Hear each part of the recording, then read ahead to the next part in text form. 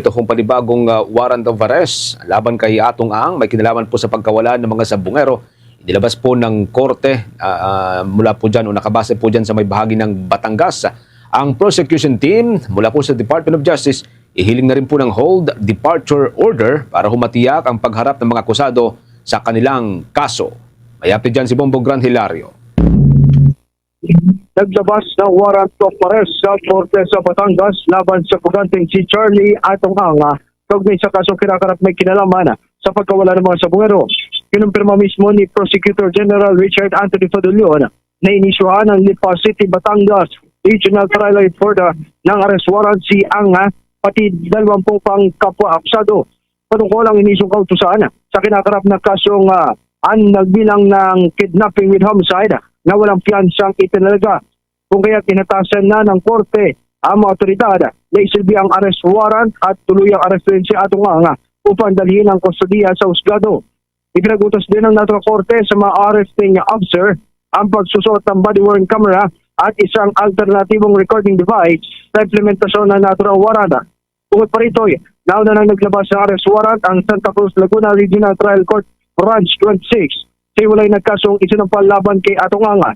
Ayon sa Department of Justice, ito ay ang 6 counts of kidnapping with serious illegal detention at 10 counts of kidnapping with homicide kaugnay sa missing sabungeros. Dahil rito, ibinahagi Justice Secretary Frederick A. Vida na hiling ang proseksyon ng hold departure order laban sa mga akusado para matiyak na tatayo ito sa isasagawang paglilitis ng husgado.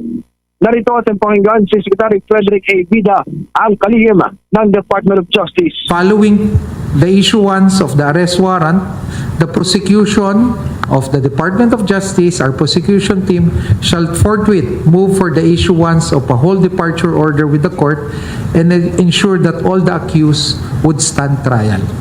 Medyo mahaba-haba na rin pong paglalakbay. Ito para sa ating mga kababayang Pilipino, yung mga pamilya po ng tinatawag nating missing sa buong.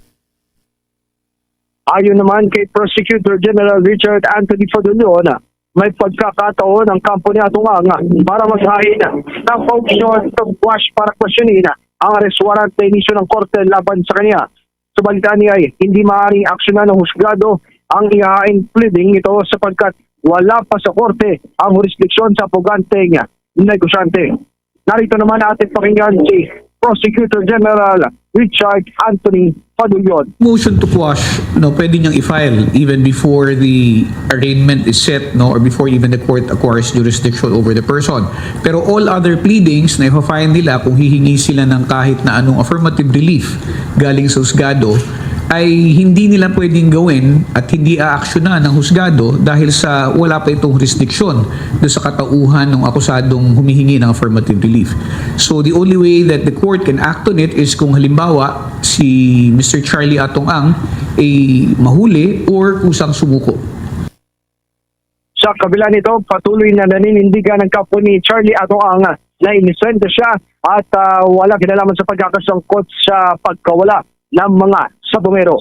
Nag-uulat live ito si Bombong Gran Hilario para sa the #1 and most trusted source of news and information, Fast Radio, Bombo. For the most trusted source of news and information, visit our website at www.bomboradio.com. Follow us on Bombo Radio mobile app, Facebook, YouTube, TikTok, and X, formerly Twitter.